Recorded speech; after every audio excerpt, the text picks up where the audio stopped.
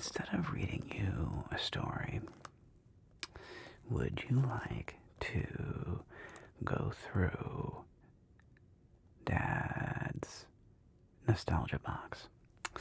So, your grandmother had saved this random box of memorabilia from me. So my mom had saved this random box of memorabilia, and I was going through it, and it just took me back down memory lane. So, do you want to go through it with me? Okay, let's take a look at what we have.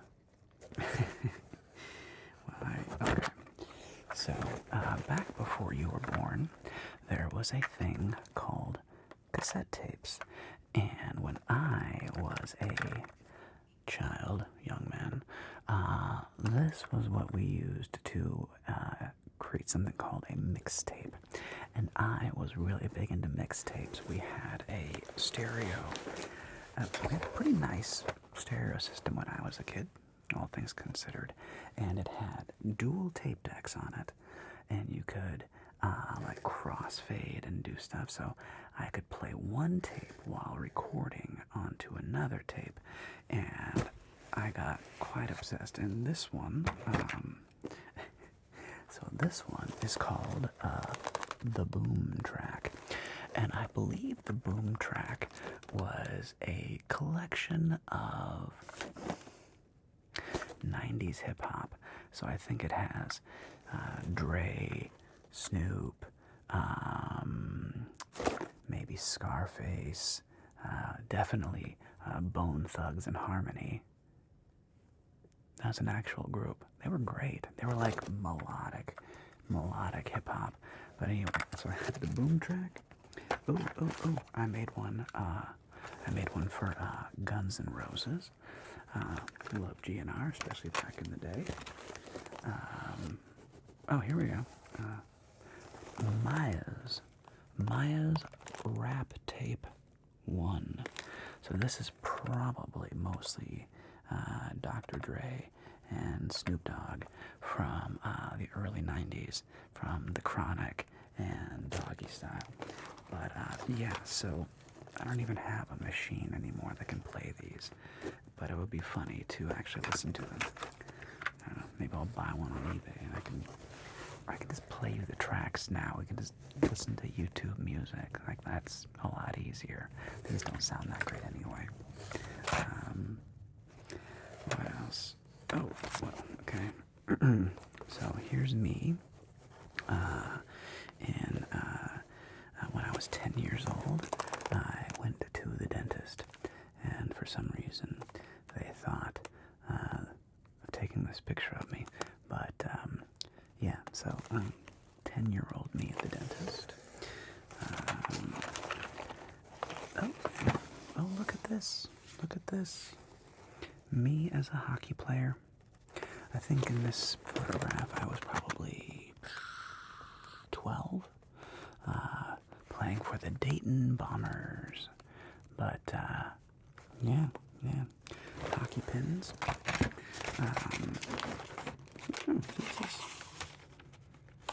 Ooh, a report card. My report card. Let's see, this is 1996 to 90. Okay, so let's put this down.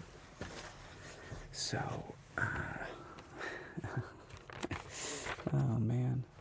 So in biology, I had an A, a B, an A, a B, an A, and a B. So pretty consistent. Acting class. Ooh, straight A's in acting class. I've always loved acting. History was straight A's.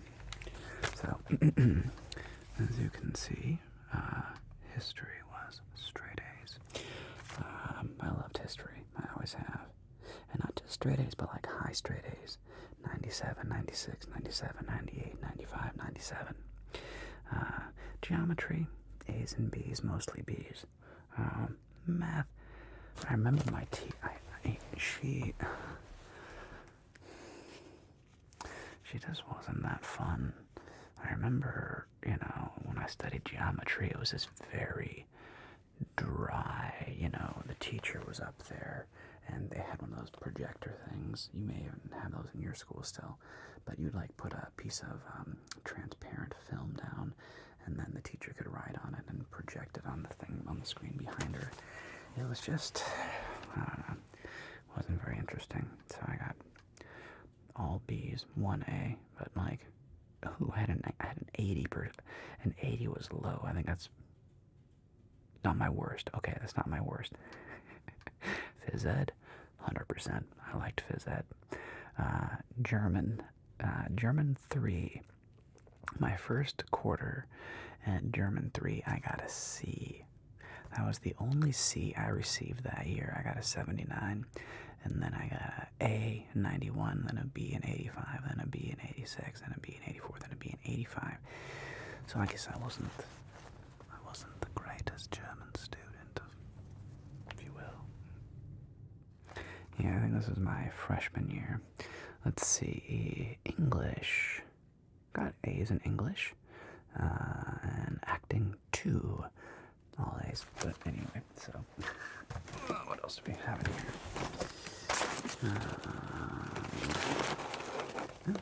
Congratulations on being named a Dean's List. Bank statement. That's crazy. What is this? Oh wow. Some weird modern dance photos. So yes, I studied modern dance when I was a junior in high school. So freshman in college, but junior in high school, I was going to college full time, and these rather boring, but whatever. Yeah.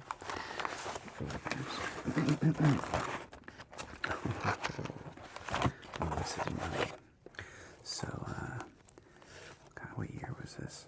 I think I was in 7th grade. So this is a picture of me in the 7th grade, and yeah, look at that handsome devil. Can you imagine? What's funny is, as sad as this photograph is, can you see this? As sad as this little, no, I don't want to be rude. As sad as this little photograph is, I don't know, I guess I was kind of cute. This was the first time I ever started getting attraction from the ladies, which was a very new experience for me. I was not a good-looking kid. Okay, so here's when I was, me and my brother, when I was 7 years old. So that's little 7-year-old me with my brother. Memory lanes. What is this? We have lots of photographs. What are these of? Oh, a movie I did. Oh, okay. This is my first feature film. My first feature film. Let's see, what can I show you? No, friends.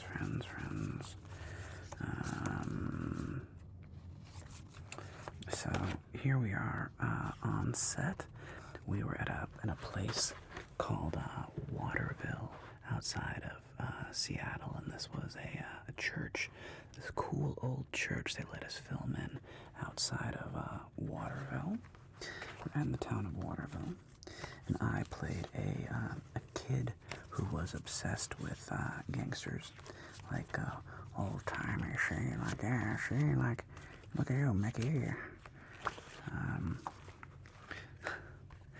Yeah, like, look here, So I was supposed to be like obsessed with gangsters, but this was my first paid feature film, and it was a lot of fun. Very fond memories of. My favorite memories are actually of sitting on the porch and singing. So at night we were staying at this cool old hotel, and we had this neat old balcony. this like cool, kind of like old-timey balcony. The town was from like 1850s or 1870s. And a restored hotel. It was very cool to stay at. And at night, we would sit out there, and I would play guitar, and we'd all sing, Hallelujah, and a lot of Radiohead. I was really big into Radiohead at the time. Still love Radiohead. What else is in here?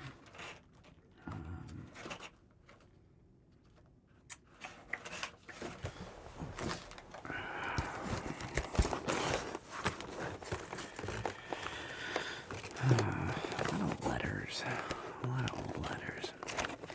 It's funny. I am not a huge fan of getting cards because I never know what to do with them. It's like, do you keep the card? Do you throw the card away? There's a lot of cards, a lot of happy birthday cards, things like that. What else do I have? Oh, this is a fun one. So, okay, you're gonna like this. So, I think actually I have writing on this. I'm gonna show you this little world. Let me see if I can find that picture.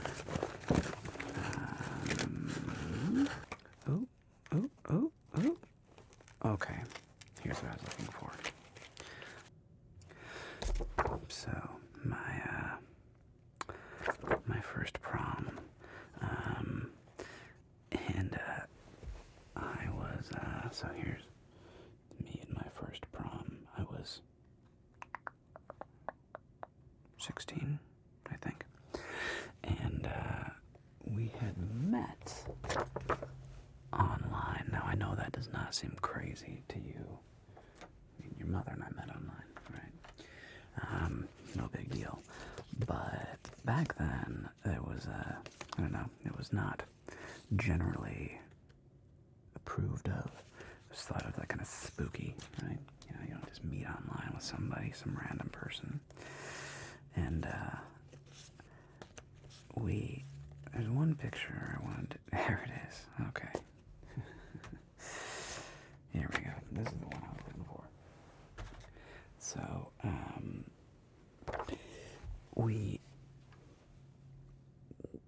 I went out from Ohio to Indiana, and we had met in a chat room, just typing. There was no voice, no photographs, and we liked each other. We thought we were pretty cool, and she was a year older than I was, and was talking about, not having a date for prom, and almost as like a joke, I said, well, hey, I'd go to prom with you. And she was like, wait, what? I was like, yeah, I'd go to prom with you. And so she goes and she asks her mom, like, hey, what about this guy I met online? Says he wants to come to prom with me. Are you guys okay with that? And to our shock, her parents said, sure, why not, So fast forward, I go out to Indiana, and I went to prom. So I go to prom with my dashing, debonair haircut. Look at that. Look at that beautiful center part. I think we can all agree that the center part on a dude is not ideal. But hey, it's the look I was sporting back then.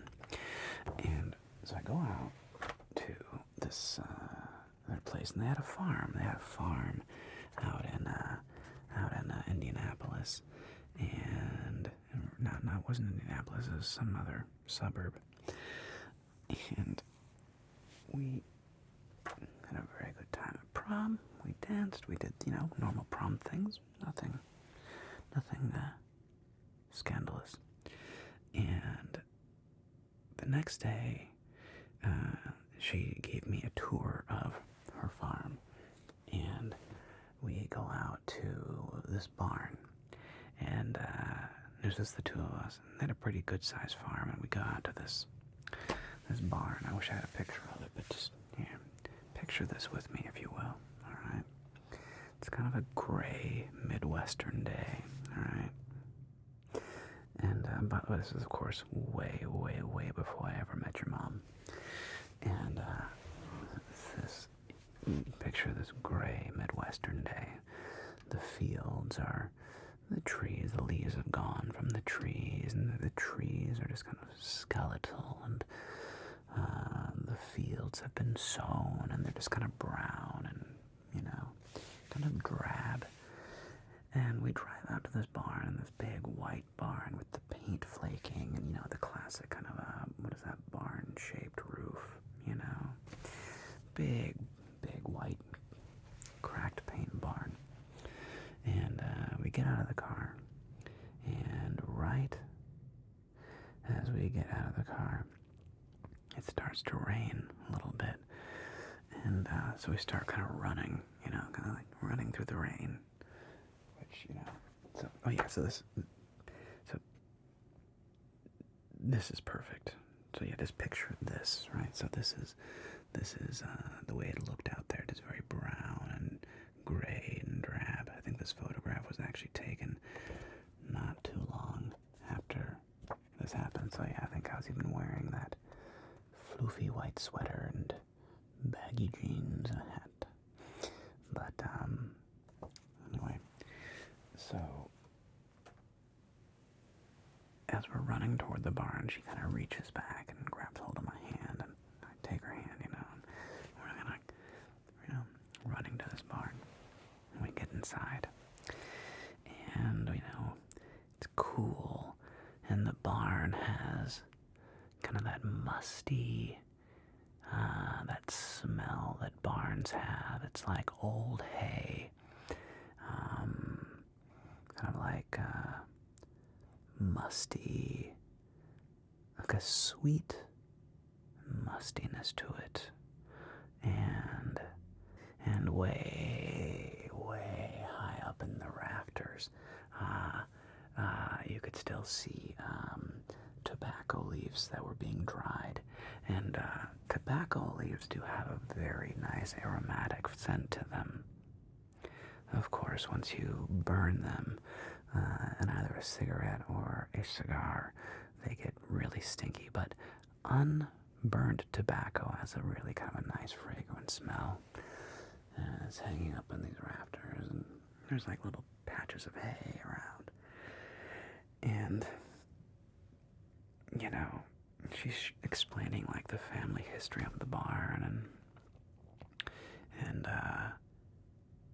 we stood a little closer, and she's kind of telling me some more things, and then we stood a little closer, and I would love to tell you that your father was romantic and brave, but alas, that young version of me was terrified and did not have much self-confidence. And I remember we were standing there in silence, just kind of looking at each other, and it was like the classic moment for a Clark Gable Hollywood kiss. And I remember just standing there terrified, being like, what if I kiss her and she hates me? And when she does, she's like, ew, no, get away. And what if she, I don't know, what if I had this huge running dialogue. So, unfortunately, your dad, he chickened out, and we stood there, close, together, for probably, 10 seconds, which doesn't sound long, but think about that. You're standing next to somebody who you've been to prom with, you haven't kissed, you stayed at their house, on their couch, very, very innocent, met the family at breakfast. You're getting a tour of the property. You run into a barn. The rain is coming down. You can hear the rain falling on the wood ceiling way above, and we'd held hands, and it was just like this incredibly romantic moment. And I froze. I completely froze. And eventually kind of like parted, like just kind of awkwardly, like stood away from each other, like, okay, so that was cool. And yeah. And I remember driving home and telling your grandma about what happened, and just feeling so down.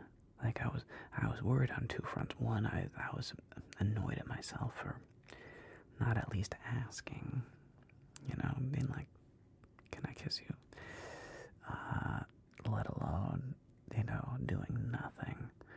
And in the end, I just felt stupid. I felt so dumb. We stayed in touch for a little while after that, but, obviously we've gone our own separate ways, and hope she's wonderful, and hope she's happy and married with a family of her own. But, yeah. Are you enjoying this? Do you want me to keep going a little bit? Okay, a little bit more. What else do we have in here? And, okay, what is this? Some random card. Merry Christmas. Oh, just a nice letter from Mom and Dad. It says, Dearest Maya, this is from, I think this is my mom's handwriting. Dearest Maya, you are a light in our lives. We love your way with children. You'll make a great dad. Oh, what is this? I don't know. Oh. Yeah, I've always enjoyed working with kids. So yeah, you'll make a great dad. And your kind way with people. You are sharp and witty, which will take you far in life. Thanks, Mom. Your enjoyment of life, balance with your wholesome philosophy of life, makes you a gem that will shine in anything you do. Wow, wasn't that sweet? Thanks, Mom.